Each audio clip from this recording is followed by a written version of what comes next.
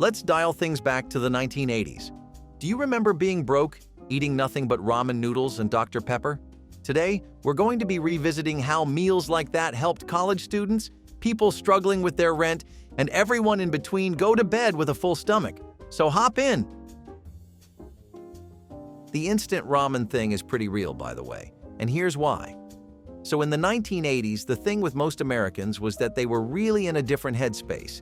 You couldn't exactly make them want to get up and cook things from scratch. Before that, it used to be a pretty natural part of the day. I mean, you grow up in a country known for its casseroles and big feasts, barbecues and cookouts, and you come home and it's nothing but packaged food and cans of beans. I'd be a little let down too, but to be honest, re-entering the workforce in the second half of the 20th century was hard. It was definitely hard to afford college, rent, bills, and everything else together. A lot of people talk about how there was a cultural shift towards convenience food, but a big part of that was that people just weren't making meals like they used to. On the other hand, ramen is literally a godsend. Cup ramen, packaged ramen, Indomie, whatever you have on you. Really. Instant ramen was something that everybody wanted to dip their toes in. Nissin's Top Ramen and Maruchan were one of the most popular ones to ever grace the 80s. Think about it. For 80 cents, you get to have a low-cost meal that you can spice up in literally whatever way you want. How's that not a steal? You've seen loads of TikToks of people making ramen that looks like it came out of Naruto or a Studio Ghibli film. So how do you think all those recipes ever got so popular? People were experimenting and they found some real bangers hidden in the mud. And if things like ramen aren't really to your liking, which I personally don't get at all, but you do you, there was always a lot of healthy canned food like beans and rice. Canned beans have always been a pretty integral part of cost-effective American eating ever since the days of the Wild West and the American frontier. But while people were eating beans by a campfire in those times, in the 80s, it was more like your average New Yorker opening up a can and some rice as they'd watch High School Musical for the third time. Honestly, this was so cheap that you could easily just get it for around, 30 cents? Plus, it was a nice little way to get protein. Living on a budget is one thing, but eating on a budget makes getting your gains and just keeping your health in check a pretty hard ordeal. Things like this help a lot, and hey, you get your choice of beans. But honestly, beans don't really do much for me. If you're like that, maybe you'd be more interested in a real meal like grilled cheese sandwiches. Okay, I'm just kidding. Mostly. For real though, grilled cheese sandwiches are arguably the most iconic, quintessential American comfort food we will ever come across. Many Americans tried to get by on affordable and simple staple options, grilled cheese sandwiches being one of the easiest ones. All you had to do was take some good old American cheese and get your stove started. This was for the longest time the lunch for many people working their day away in offices or college students just trying to get by in their dorms. If you didn't have a lot of money, then Wendy's and KFC for dinner were out of the options. Meals like this still managed to offer some kind of solace to people, and to be honest, a grilled cheese sandwich could cheer up most people's day, wouldn't you agree? And it wasn't really just things like grilled cheese sandwiches. Even basic things like powdered or dried milk were pretty much a godsend. Powdered milk started to gain a lot more of a reputation for itself in the 20th century because, as far as convenient and accessible options for quick and easy calcium went, there was arguably nothing better. The minimum price you would get for this was around $1? $1.50? On the other hand, if you were going for whole milk powder, you were shilling out at least $2 minimum. Grilled cheese sandwiches and a glass of powdered milk were a pretty common meal for a lot of people. It's not something that really gets you in the mood or the most appetizing plate, but that extra money in your bank account for some new shoes, maybe a car repair, a nice date, a movie you've really been meaning to watch, a sick cologne, all of that was a lot more possible. You had to save up for these things if you were eating like this, and naturally, that meant you didn't have any kind of room for the finer things in life. Though honestly, some people decided to save things up and go home instead. For a week or two, just to relax, you know? Anyway, at home, people's diets were changing in yet another way once again. Top round roasts were a really good example of this. They were something you would get from the round, primal cut of beef, and they were a really common voice for most families that wanted to eat on a reasonable budget. Hey, if you try to weasel your way out of buying good meat, you often end up with bad and tough cuts that are almost like rubber to chew, and no one wants that. Top round roasts were so nice and popular exactly because they were an affordable, lean cut, a previously never-before-seen phenomena in the lands of the United States. This lean cut was something that was really adaptable too. You can make it in all kinds of cooking methods. You could roast it, slow cook it, grill it, or even make a patty out of it. Plus, for $1.50 per pound, who was really competing with stuff like this? I mean, sure, it was no ribeye, but at least you had a roast to come back to. That's why people would save up and go home, because at some point, the ramen noodles start to get really old. And it's exactly when things like noodles would get old that you would try out Bologna sandwiches. This was pretty much the typical college boy diet for so much of the 90s, it's surprising there aren't case studies into how many hospital visits this could have caused. I mean, don't get me wrong, you could be doing a lot worse to your bodies than just living off of ramen noodles and Bologna sandwiches, but that doesn't really mean you were doing anything good for it either. Bologna sandwiches were made with all-beef bologna that was pretty much around $2 per pound, and that meant that it was a pretty reasonable option for a lot of people. A Bologna sandwich is stupidly easy to make and divinely delicious, so it makes sense why a lot of college students lived off of this. In between classes, final year projects, managing a part-time job, and trying to have some semblance of a social and love life throughout your college years, it's hard to really get into proper cooking and pre-planned meal prep. Bologna sandwiches offered a lot of comfort for a lot of young people. And to be honest, how could things like cup noodles not get old? I mean, the 20th century was special, man. We came up with all kinds of genuinely amazing dishes, and nifty, tricky ones for tough times, like cabbage soup. This was something that people really started to warm up to during the Depression because back then, the popular thing to do was to grow your own produce. No, really. People had a green thumb back then. They were called victory gardens. And the idea was to basically repurpose your own backyard and make it into a little plot you could farm on. One of the easiest things to grow at the time were cabbages. How does all this relate to being broke in the 80s? Well, the thing about the 20th century is that money problems were a big trademark of the entire century. The effects of the combined trifecta of disaster that was the Great Depression, the Dust Bowl, and both of the world wars left America, its people, and their wallets scarred for an immeasurable amount of time. People couldn't really let go of all the hacks, tricks, and ways of survival they came up with in times like those, especially as they struggled to grapple with the after effects. Cabbage soup was one of the most popular meals to make for working-class families because for 25 to 35 cents, you could feed your family a nutritious meal that could be added to in several different ways. Not a bad deal, right? So you had people who, on one hand, were eating cabbages and making cabbage soup, either out of frugality or a lack of, well, just about anything else, and on the other, people were eating things like shepherd's pie regularly. I mean, it wasn't just money, though, that was making people eat like this.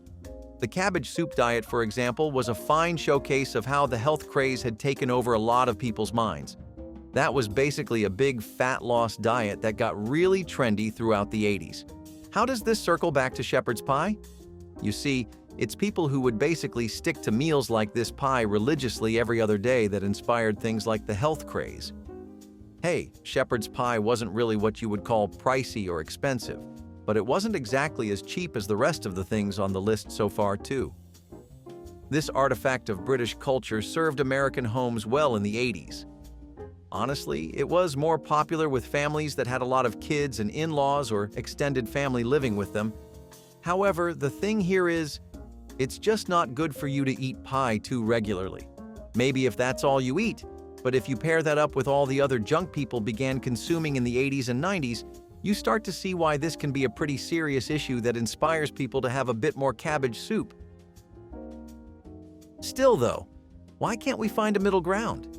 At least that's the kind of idea people were going for with Vienna sausages and other frozen food. The idea was really simple. Vienna sausages were pretty much these small canned sausages that were like a charcuterie board of different meats. You had pork, beef, and chicken all mixed into one to make this sausage, and they were honestly in everyone's cabinets and shelves by the 80s. They were something that Americans held on to dearly. Soft, pre-cooked and ready to go, already packed in a light broth for added preservation, this was one of the best things you could. Plus, it was literally just for like 40 or 60 cents, and depending on the kind of brand, you could make it a really varied dish. You could have a sandwich, a casserole, eggs and bacon, or whatever else, it was all from the same box of Vienna sausages you had gotten. Plus, they were really easy to work with. Even your kids could make them. Hot dogs are a funny one. It's arguably the most American thing to ever America, but it's also something that's kind of never in the forefront. I mean, it's like Bugs Bunny. You know he's him, like he's basically the Michael Jordan of cartoons, right? Who's beating Bugs Bunny in polls? No one. Yet when there's a new exciting animated movie, who do you usually see? It's definitely not Bugs Bunny. Puss in Boots, Shrek, Elsa, hot dogs are the same. You go down the street, turn a corner to your favorite deli or roadside stall, or just walk into a grocery store, and you'll see all kinds of options for hot dogs. Is it ever something that's at the top of your timeline, making rounds on the internet, or on the front cover of a cookbook or one of the most heavy-hitting recipes? Not really. Do I blame them? No, after all, it is just a hot dog. Yet if you're broke, hungry, and too tired to think, it's arguably the best meal you can ever get for yourself. Hot dogs were something that brought so much relief to a bunch of different people, working class and wealthy homes alike. A pack of these for $1 would net you around 8 dogs, and a pack of buns would range around 50 cents. Throw in some canned beans and you're pretty much set. So in less than $3, you could go to bed pretty damn satisfied. What do you think going to the gym was like in the 80s with all this? Seriously, nowadays we have all kinds of conveniences. But back then, the typical gym bro diet wasn't creatine and whey powder as a pre-workout. It was a box of egg salad sandwiches. You'd get the carbs you needed from the bread, and eggs are one of the most classic ways to get some protein in your diet anyway. So you put 2 and 2 together, and it's like the idea was calling out to you all along. No, but really, people were struggling to really fine-tune their diets according to their health needs. And it wasn't just gymaholics. All kinds of people were facing this conundrum, because on one hand, prices were rising, work was harder, shifts were longer, and whenever you would turn on the TV or hop on the net, you'd be flooded with a sea of information on how American health is going down the gutter. It would make you want to eat healthy, but eating healthy costs a pretty penny. Things like egg salad sandwiches were a really neat compromise for a lot of people, and a fairly tasty one too. Hey, when even sausages and hot dogs get old, it's time to take the familiar stuff and put a new spin on it. Fried Bologna was supposedly exactly that, and it lived up to the hype as far as I'm concerned. So before we started this video, I literally went out to buy Bologna and cook up a recipe for this, just to see if it's as good as all the references from the 80s say. I gotta admit, it's a pretty good comfort food. Definitely the type of thing to eat while you watch TV, catching up on some studying, or just relaxing on your own. This simple, beloved dish was a really creative way to elevate what was otherwise a simple slice of meat. It was a staple of a lot of people for this reason. Frying Bologna was something that gained popularity in all kinds of households throughout the country, though the wealthy ones would treat it like a guilty pleasure.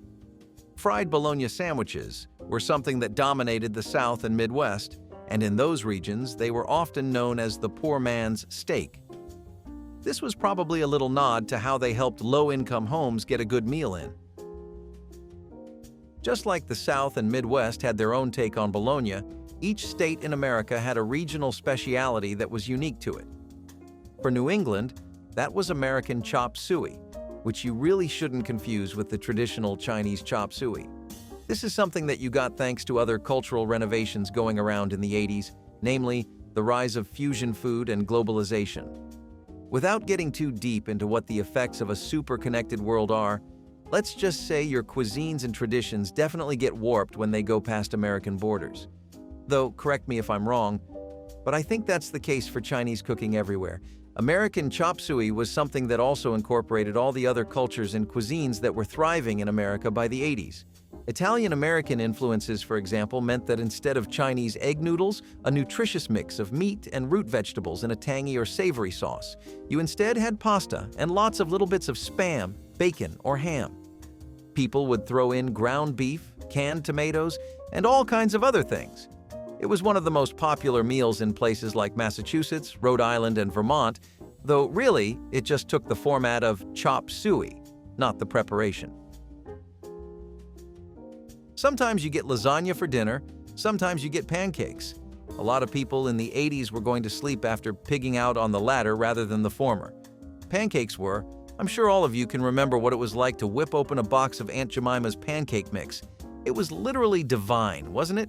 Tell me you remember. Hey, if that wasn't to your liking, it's not like we were running out of options or anything. You had Crustiers, Hungry Jack, Bisquick, and all kinds of things. Out of all these, Bisquick and Aunt Jemima's probably did the best because they were the most versatile. You could even use the Bisquick ones to make biscuits, and yes, I know there's a pun in there somewhere, I'm just too hungry to find it. You get that way when your job revolves around food. Aunt Jemima's, on the other hand, had a complete version that literally just needed water and nothing else. Plus, a box of pancake mix would run you around $1, and the syrup would come with it, so a lot of people cozied up for dinner with some fresh hot pancakes. Rice pudding, on the other hand, is something that's as much of a relic as it is a classic. This is something that's shown up across the world in all kinds of cultures and cuisines, but in America, it was brought on over by European immigrants throughout the 19th century, so we're talking real vintage stuff here. It was a really common dessert for settlers and immigrants, especially in rural households and areas.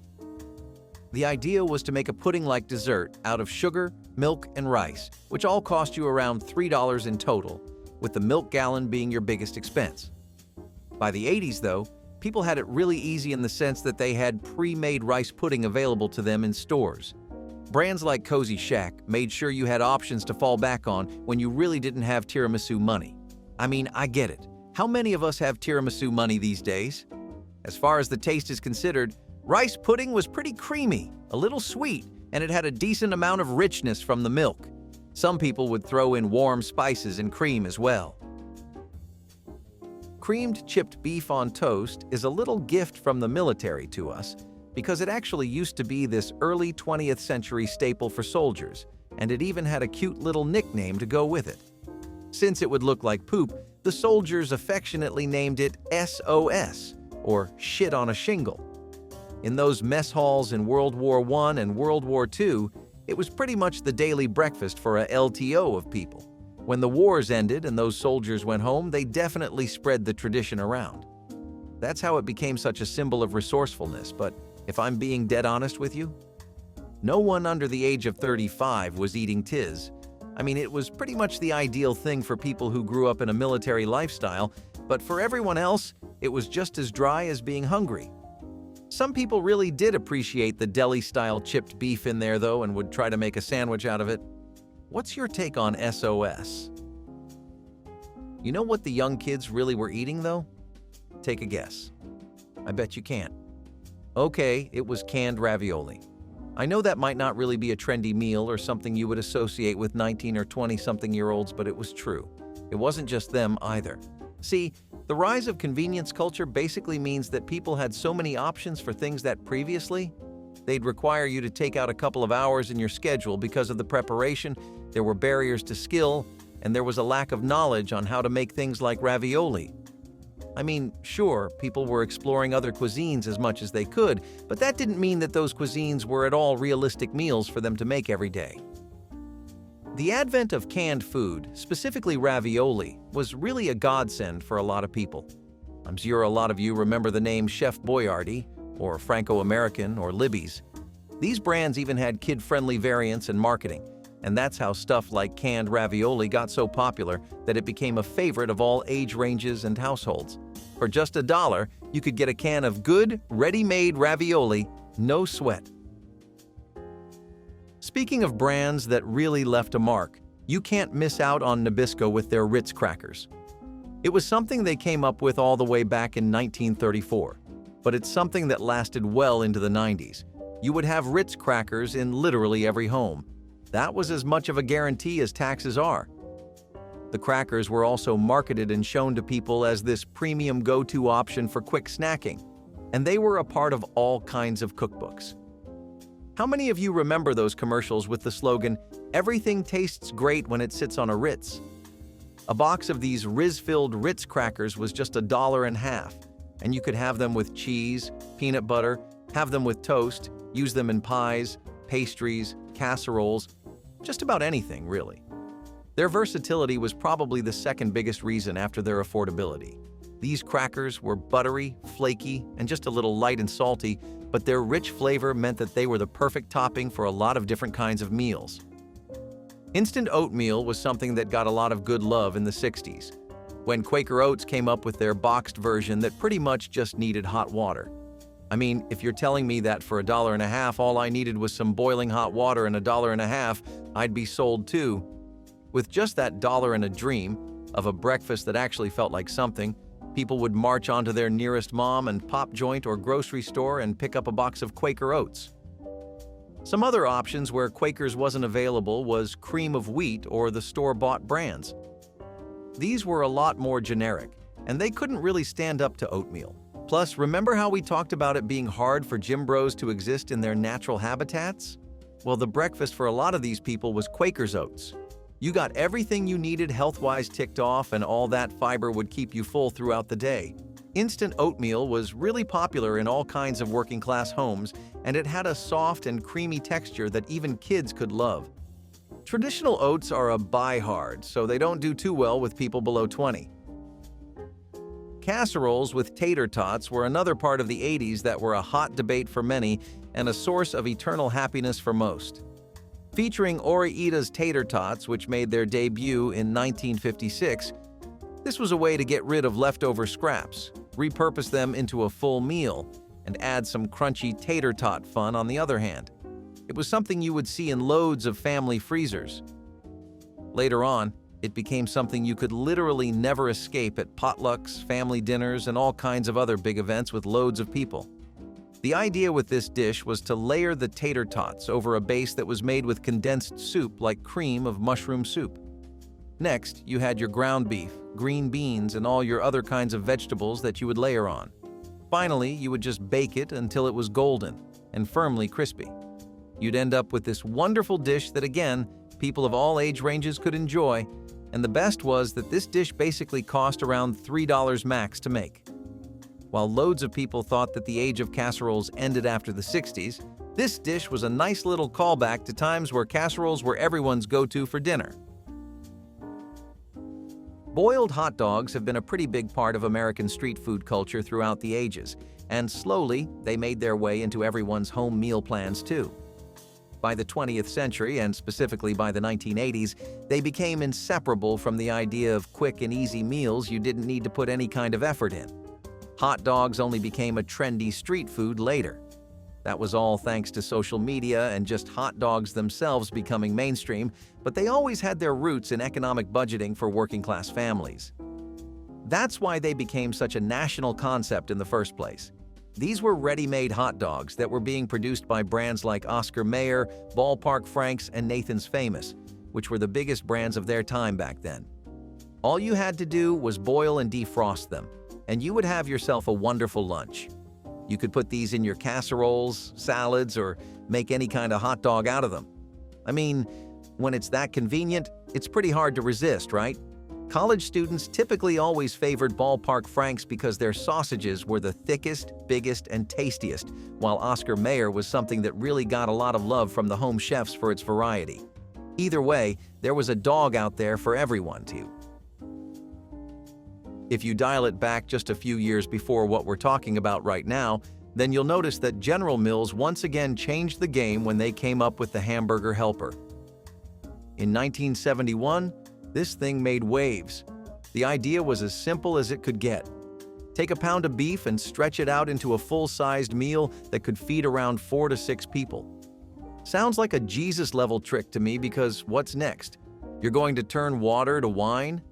At least, that's how unreasonable it seemed to expect a pound of ground beef to be able to feed that many mouths. However, Hamburger Helpers were really just that efficient. You had a box of ground beef, water, pasta, and seasonings, with all kinds of flavors like lasagna, cheeseburger helper, tuna, and more. The idea was to take advantage of the current landscape of America. It was a time where families were far too busy going to work to even make school lunch for their kids early in the morning. Hamburger helpers were a way for families to not just save some money, but also save a lot of time that they would otherwise be getting flack for. The flavor was varied, but it was a rich and cheesy box that was worth every single penny, and there weren't even too many pennies. These boxes cost like $2. Cornbread and milk is something you really cannot ever separate from America. Not the culture, not the history, and certainly not the lifestyles of many people that live in rural areas and states. Cornbread is something with really deep roots, ones that extend all the way back to old Native American traditions. It became a staple in the South all the way back during the colonial period when settlers first saw how easy it was to grow corn, an example they took from indigenous people who had become pretty capable experts in growing corn by this point. By the 80s, cornbread had become a national affair, and it was a big part of Southern cuisine and soul food menus. There was only one factor about this that made it have such a long life, though. If you go out to buy cornbread today, it'll still be affordable. Ever since the times of the Native Americans, it has always been a dish you make when times are tough, your funds are spread thin, and you just can't spare a lot. Back then, white bread used to be a sign of affluence, or at least a sign that you weren't hurting for money. Cornbread was a symbol of the hard times people lived in, and a deeply versatile bread. It went with just about anything you paired it up with, really. Government cheese sandwiches might take you for a spin when you hear the name. They used to be these really huge blocks of cheese that were distributed by the government to families that were struggling, and they would do it in a snap. No, really, the whole thing was part of the Supplemental Nutrition Assistance Program, otherwise known as SNAP. Sorry, that really was awful. Anyway, back in the 1980s, the program was something that would help families during really tough times, especially during the Reagan administration, which was when the government first started doing these quality of life programs. The idea was to spread commodity foods, and government cheese was something that was made entirely from American cheese that had been processed. These sandwiches were a sign of the recession going on in the 1980s, which is why all of this food was so popular. People were really hurting for money back then, and back then a pack of 16 slices would run you around $1.50. A basic sandwich was pretty bland, dry, and uninspiring, but hey, it was something, and that was always better than what people were getting used to, which was nothing. Have you ever heard of chicken gizzard? What do you think that sounds like? A particularly odd cut of meat? Maybe some kind of mutant hybrid between chickens and lizards? Some odd folk dish? No, chicken gizzards were the stomachs of chickens, which have actually been a very big part of American cuisine, whether or not you can believe it. If you go to the South and visit butcher shops, you'll see all kinds of gizzardry at work there. Chicken gizzards were what you would call down-home food. They were something people associated with two things primarily: Southern feasts and African-American soul food dinners. Fried gizzards were a really popular snack in fast food restaurants, and regional restaurants would often have them on the menu. Gizzards were also a cultural thing. They represented a mentality that was pretty much a dusty relic from the past, and that was the idea of wasting no part of the animal. A lot of people had a sentimental attachment to that. Gizzards were also something that became a traditional dish for families who were struggling because of that mentality. Now, you had a few ways of preparing these except just frying them as perusal. There were also grilled gizzards, which were not too common, but would be served with seasonings, spice blends, and butter. You also had gizzard stew and soup, which would make the meat a lot more tender. It was served with vegetables as a way of easy nutrition. Chicken gizzards have a long and colorful history, but they've always been a shoulder to lean on for people when they had no idea what to put on the table for dinner. Named in honor of the Italian opera singer Luisa Tetrazzini, chicken tetrazzini was reportedly whipped up by chef Ernest Arbogast at the Palace Hotel in San Francisco around the early 1900s. This dish, a testament to American culinary creativity, combines diced chicken and mushrooms with linguine or spaghetti in a sumptuous, creamy sauce that's often elevated with a splash of wine or sherry.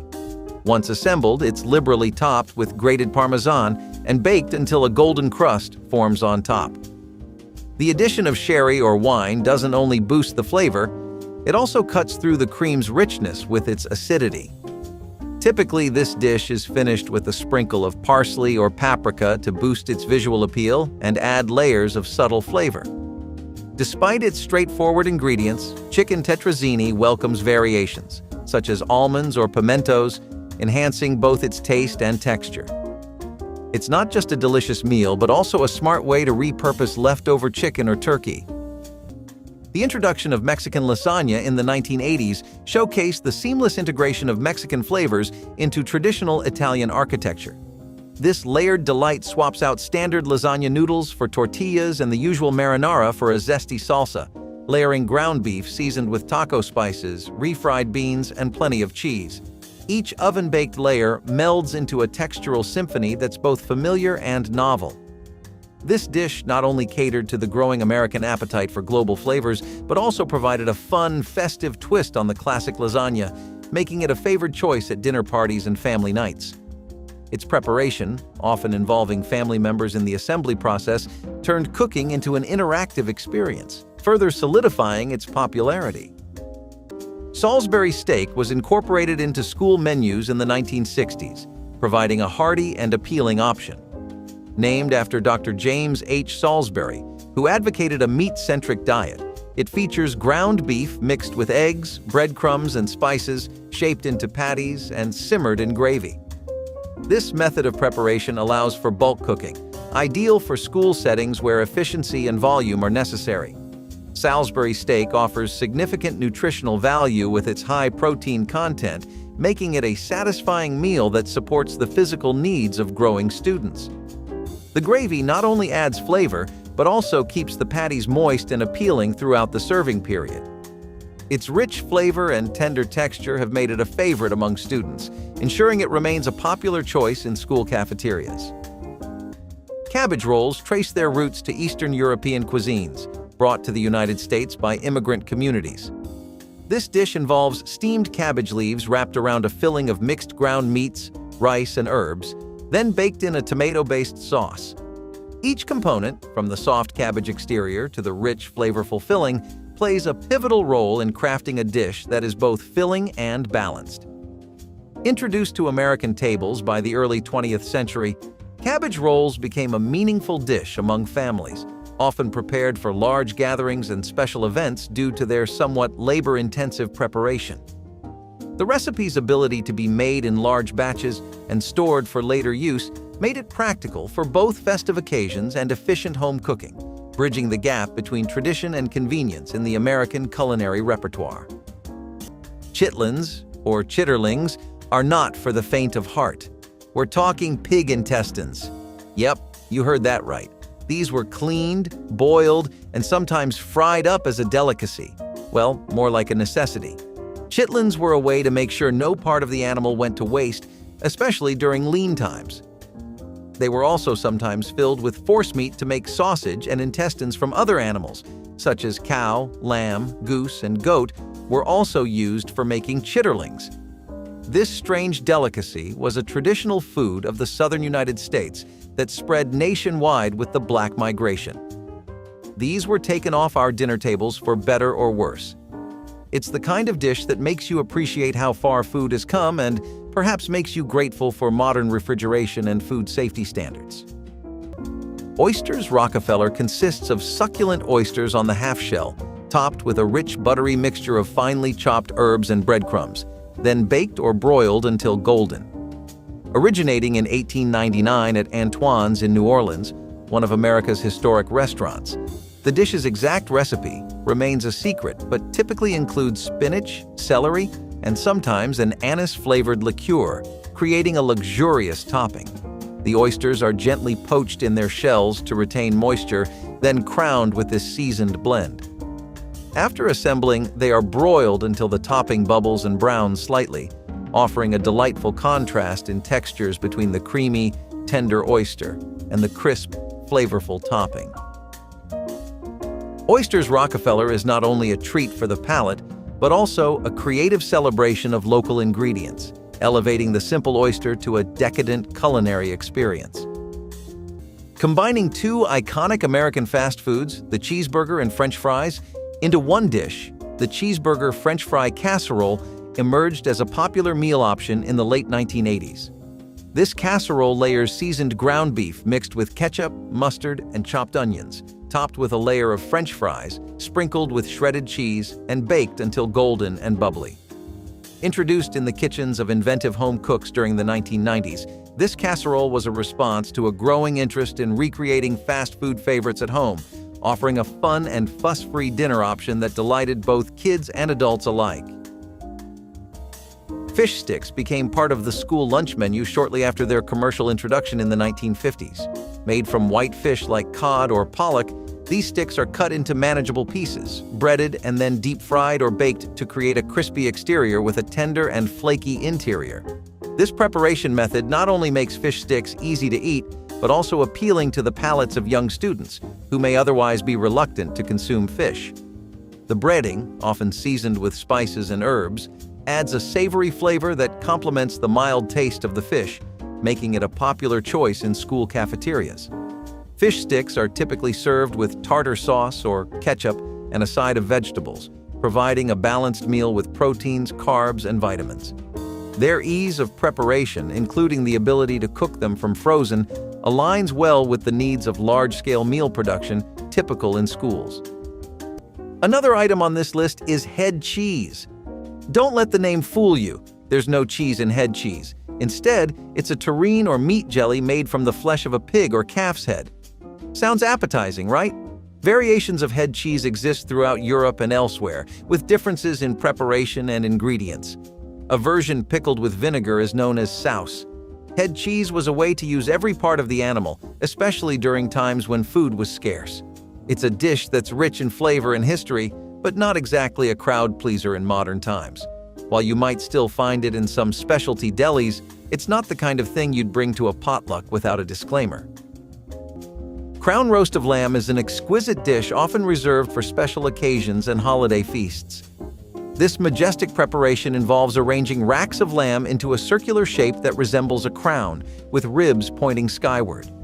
It's seasoned with a mix of rosemary, garlic, and thyme, both in the marinade and as a rub applied before roasting. To enhance its flavor and retain moisture, the crown center is typically filled with a stuffing composed of breadcrumbs, minced garlic, herbs, and occasionally dried fruits like apricots or cranberries. The lamb is roasted until it achieves a tender texture and a beautifully browned exterior. Precision in tying the racks together ensures the roast cooks evenly. To perfect its presentation, chefs often cover the tips of the ribs with foil during roasting to prevent charring. This dish not only dazzles as a culinary delight, but also stands as a festive centerpiece, symbolizing celebration and feasting. Ham and cheese quiche, which gained prominence in American kitchens in the 1970s, is a refined yet simple dish, originating from French cuisine but fully embraced by American bakers. This savory pie combines a flaky pastry crust with a luscious filling of eggs, cream, diced ham, and shredded cheese, often Swiss or cheddar for extra flavor. The quiche is baked until the egg mixture sets into a creamy custard, perfect for slicing. It became popular not just for its delicious taste, but for its adaptability to various dining occasions, from brunches to dinner parties. The dish's versatility extends to the kitchen, where variations might include different types of meat, vegetables, or cheeses, depending on the cook's preference or the ingredients on hand. Moreover, the preparation of quiche contributed to its status as a dish that could be dressed up for guests or scaled down for a simple family meal. Tater tots were born out of innovation in 1953 by the founders of Ida Golden and Francis Neefy Grigg. Utilizing leftover potato scraps from their French fry production, they created a new snack by chopping these remnants finely, mixing them with flour and seasonings, and forming them into small cylinders before deep frying them to a golden crisp. This process not only provided an efficient solution to food waste, but also produced a snack that was perfectly crispy on the outside while remaining fluffy inside. Tater tots are particularly popular as a side dish, but can also feature in recipes like casseroles, making them a versatile component of school lunches. The method of preparing tater tots involves deep frying, which, while requiring careful temperature control to achieve the perfect crunch without burning, fits well within the capabilities of large kitchen operations in schools. Okay, if you have a light stomach, this next one's not for you. Chicken feet. You heard that right? Now, we're getting into some real survival food territory. Chicken feet might sound like a strange choice for a meal, but in many cultures, they're considered a delicacy. These little feet are often used to make rich, flavorful broths and soups. The high collagen content gives the broth a silky texture that's perfect for sipping on a cold day. However, chicken feet aren't exactly the most popular menu item in the West, or at least anymore. They were big back when people had to eat whatever they could find, like the tough days of the Great Depression. But in today's modern world, chicken feet are a big no thank you. They're a bit bony and can be a challenge to eat, which might be why they haven't caught on like, say, chicken wings. But for those in the know, they're a tasty, nutrient-rich part of the chicken that's worth trying at least once. Just don't expect to see them in your local fast food chain anytime soon.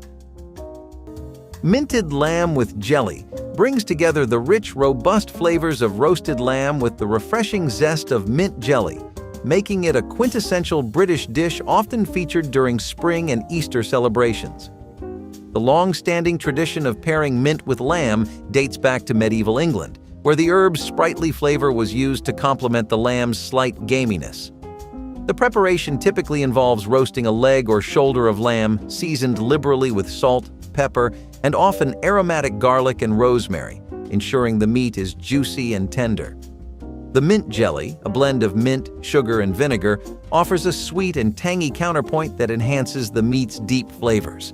This dish exemplifies the classic British culinary technique of marrying robust meat with a vibrant, acidic condiment to create a balanced and satisfying dining experience. Corn soufflé presents a refined twist on traditional American ingredients, combining the native sweetness of corn with the airy texture of a classic French soufflé. Introduced into American kitchens primarily in the early 20th century, this dish features corn kernels blended with a mixture of milk, butter, and egg yolks, with stiffly beaten egg whites folded in to give it a light, fluffy consistency. The soufflé is then baked until it rises and turns golden, offering a delicate balance of flavor and texture. The dish highlights the versatility of corn, a staple American crop, by showcasing it in a form that contrasts dramatically with its usual preparations. This adaptation not only speaks to the culinary creativity of the time, but also to the integration of European techniques with American ingredients. Peanut butter and jelly bars take the quintessential American sandwich and transform it into a dessert format that is both nostalgic and delicious. This treat is prepared by layering a base of crumbly, buttery dough in a baking dish, spreading a generous amount of peanut butter and then jelly over the base, and topping it with more of the crumbly dough.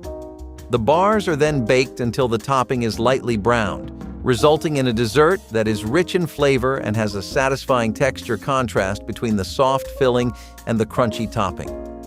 These bars incorporate the familiar flavors of peanut butter and jelly in a form that is easy to distribute and consume, making them an excellent addition to school lunch menus. Peanut butter and jelly bars not only provide a source of energy, but also bring a sense of comfort and nostalgia to the dining hall. Fatback. Just the name sounds delicious, right? Wrong. Fatback is basically just a slab of pure pig fat. This cut of pork was often used to flavor dishes or rendered into lard for cooking. In times of scarcity, fatback was a valuable ingredient because it added flavor and richness to otherwise bland meals. You could fry it up to make crispy bits or use the rendered fat for cooking just about anything. Fatback is the unsung hero of many Southern dishes, providing that extra bit of flavor that makes everything taste better. However, in today's world of lean meats and health-conscious eating, fatback hasn't quite kept up. It's the kind of thing that makes dietitians shudder, but still holds a nostalgic place in the hearts of many. While it's not as popular as it once was, fatback remains a key ingredient in traditional Southern cooking, and for good reason, it's delicious. Galantine of chicken is a testament to the elaborate artistry of classical French cuisine, popularized in the 17th century. It involves a meticulous process where a whole chicken is deboned and stuffed with a seasoned mix of ground meat, fats, and spices, including luxurious touches like pistachios and truffles. The chicken is then encased back within its skin, poached in a flavorful stock and set to cool, often in the gelatin-rich cooking liquid, to form a jelly. Decorated with artistic slices of vegetables, herbs, or edible flowers and coated in a glistening aspic, galantine is served cold, making it a striking centerpiece for buffets and banquets. This dish not only showcases the culinary craftsmanship of detailed butchery and seasoning, but also the aesthetic presentation. As Mediterranean diets gained popularity in the United States for their health benefits, the layered Mediterranean dip emerged as a favored choice for its delectable mix of flavors and healthful attributes. Widely introduced in the 1990s, this dish layers hummus, tzatziki, olives, diced tomatoes, cucumbers, and feta cheese, each layer offering a unique texture and flavor. Though traditionally served with pita chips as an appetizer, this dish also serves beautifully as a substantial lunch option, especially when paired with a fresh salad or grilled vegetables. Its popularity highlights a growing American trend towards dishes that are not only nutritious, but also substantial enough to serve as a main course at casual lunches or gatherings. Creamed spinach in school cafeterias combines nutritional value with palatable presentation, making it a favored vegetable dish among students. The preparation starts with fresh or frozen spinach, which is thoroughly washed and then cooked down until it wilts. A creamy sauce made from a blend of milk, flour, and butter is prepared separately, seasoned with a hint of nutmeg or garlic to enrich the flavor profile. The spinach is then incorporated into the sauce, which gently coats the leaves, creating a smooth and appealing texture. This dish not only adds a vibrant color to the plate, but also increases the intake of greens in students' diets, providing essential nutrients like iron, vitamin A, and calcium. The combination of creamy texture and mild flavors often helps to introduce and encourage a preference for vegetables among younger children, supporting school nutrition programs in their goal to foster healthier eating habits. Speaking of strange meals, wait till you hear about hog maw. Now, this is a dish that's sure to impress your dinner guests. It's basically a pig's stomach stuffed with, well, who knows? Probably whatever was lying around. When you think of luxurious foods, a pig's stomach is probably the last thing that comes to mind. But back when wallets were tight, people had to make do with whatever they could find. It was found in American, soul food, Chinese, Mexican, Portuguese, Italian, and Vietnamese dishes. Hog maw was especially popular in Pennsylvania Dutch country, where nothing went to waste. Now, hog maw might sound a little fear factor-ish, but it was actually a way to stretch ingredients and make a filling meal for the whole family. It's like the ultimate meatloaf, if meatloaf came with an organ-based casing. These days, the idea of eating a pig's stomach might turn some people off, but back in the day, it was just another way to enjoy a meal. Coq au vin stands out as a rich, soul-warming dish that is achieved through a slow cooking process that melds the flavors of chicken and wine thoroughly. Traditionally used to soften tough roosters, modern recipes often utilize chicken, marinated, and then braised in wine, typically red, along with mushrooms, onions, garlic, and a bouquet garni. Initially, the chicken is seared until golden, then simmered slowly with lardons, which infuse a smoky depth.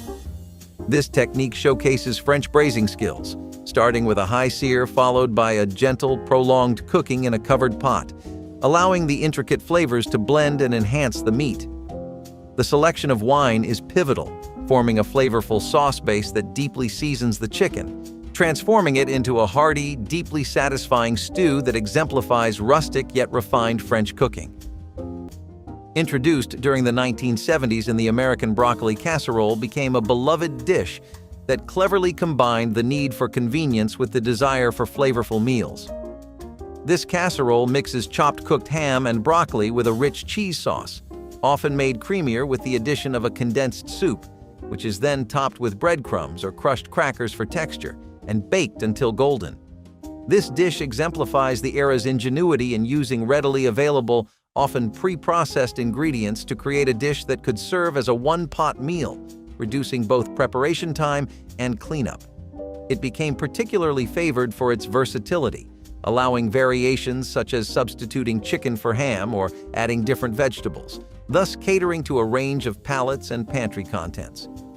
The casserole's popularity surged as it appeared in magazine spreads and cooking shows, often recommended for its ability to double as a dish suitable for both weeknight family dinners and social gatherings. American chop suey is a comfort food classic that has found a niche in American school cafeterias, combining practicality with palatability.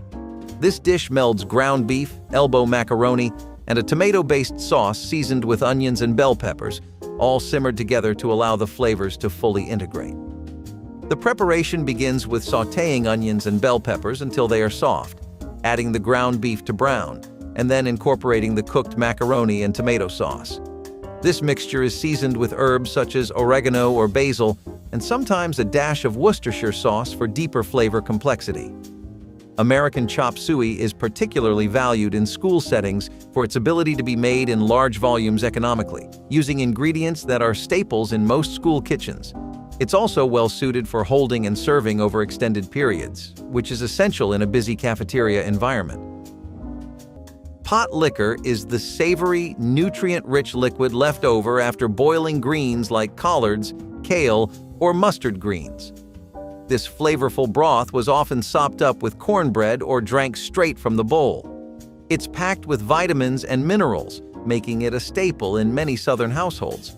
In a world obsessed with bone broth and kale smoothies, you'd think pot liquor would be all the rage. But for some reason, it hasn't quite made the leap to the mainstream. Maybe it's the name, or maybe it's just too old-fashioned for today's palate. Either way, pot liquor is a delicious, nutritious throwback to a time when people didn't let anything go to waste. It's a dish that deserves a comeback, even if just for its health benefits. Tornados Rossini is an indulgent reflection of haute cuisine, named after the gourmet aficionado and renowned composer Gioacchino Rossini. Crafted by the legendary chef Auguste Escoffier in Paris, this dish features a medallion of beef tenderloin, cooked in butter and crowned with a slice of sumptuous foie gras.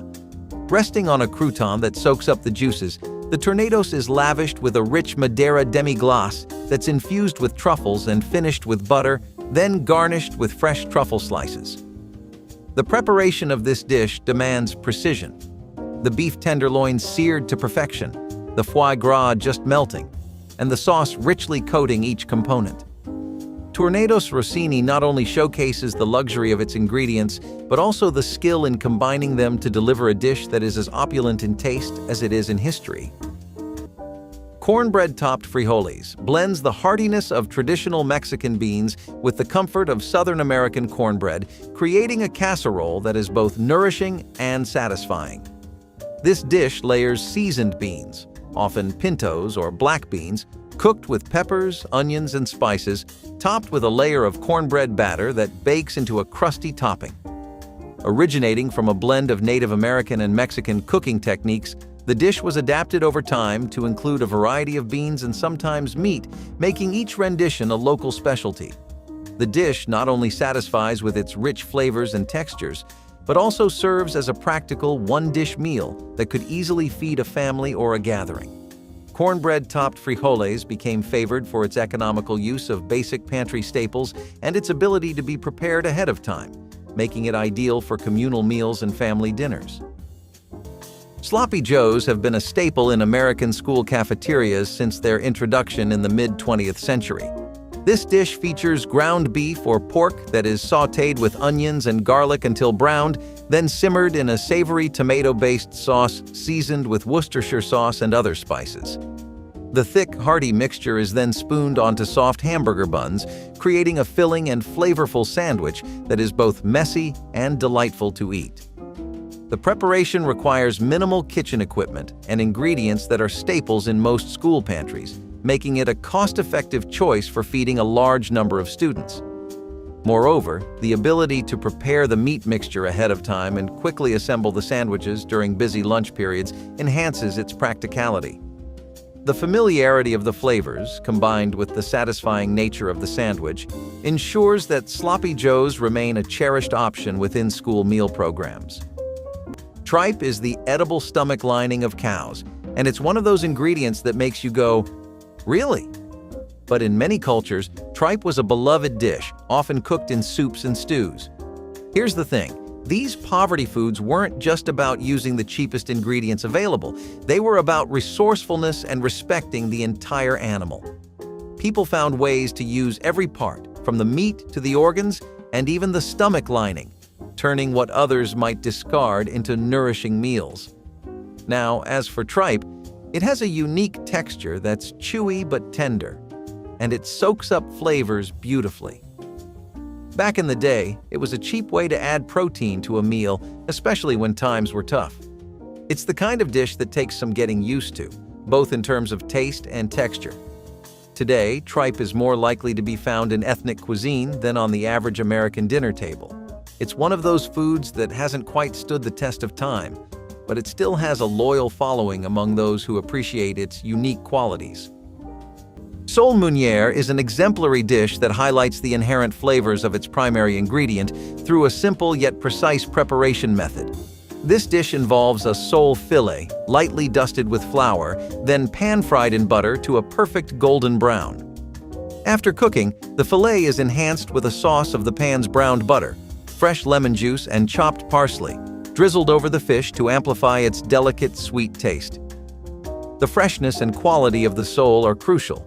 Ideally, the fish is prepared soon after being caught, underscoring the importance of ingredient freshness in French culinary arts. The preparation focuses on preserving the fish's natural flavors, complemented subtly by the nutty browned butter and the bright lemon juice. Choosing sole, a flat fish valued for its fine texture and mild flavor, is vital as it cooks quickly and uniformly, making sole meunière a revered dish for its elegant simplicity. Lunchables were launched in 1988 by Oscar Mayer, a brand owned by Kraft Foods, aimed at simplifying school lunch preparation for busy parents while appealing to children with fun, customizable options. Originally conceived during a company brainstorming session, the idea was to create a product that could use the brand's existing meat products in a novel way.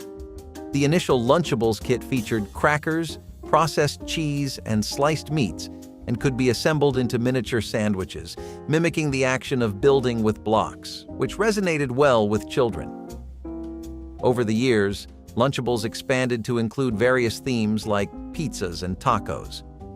The marketing campaigns for Lunchables focused heavily on fun and convenience, successfully capturing the interest of both parents and children. The packaging also evolved from simple plastic trays to more vibrant and engaging designs that featured games and trivia, enhancing the appeal. These kits not only changed the way food is packaged, but also influenced children's lunch habits by providing a fun and interactive way to enjoy their midday meal. Fried chicken patties were introduced to American schools in the 1980s and quickly became a favorite due to their similarity to popular fast food. These patties are made from ground chicken mixed with spices, then breaded with flour and breadcrumbs to create a crispy outer layer. The frying process transforms these prepared patties into golden, crunchy delights with a juicy interior, typically served as sandwiches or with sides like fries. The method of preparing these patties is well suited to the high-volume requirements of school cafeterias, involving simple steps that can be executed quickly: mixing, forming, breading, and frying. This efficiency ensures that delicious hot meals can be served promptly, reducing wait times and maximizing student satisfaction during lunch breaks. So, cornmeal mush was the humble, comforting porridge made from, surprise, cornmeal. It became all the rage in the eastern and southeastern United States, and people in the Midwestern states ate it with maple syrup or molasses. In Eastern Europe, milk was poured over the meal once served and cooled down, rather than being boiled in it. Imagine a bowl of yellow, gluey goop that your grandma would call comfort food. Don't get me wrong, I love a good hearty bowl of oatmeal, but cornmeal mush? That's a whole different level of bland. Apparently, people used to fry it up for breakfast. I guess it's a way to add some crunch to your mushy morning meal. This dish was a staple in many households during hard times because it was cheap, filling, and versatile. However, in today's world of avocado toast and acai bowls, cornmeal mush just doesn't stand a chance. Rabbit stew is a beloved traditional dish in various cultures, renowned for its hearty and comforting nature.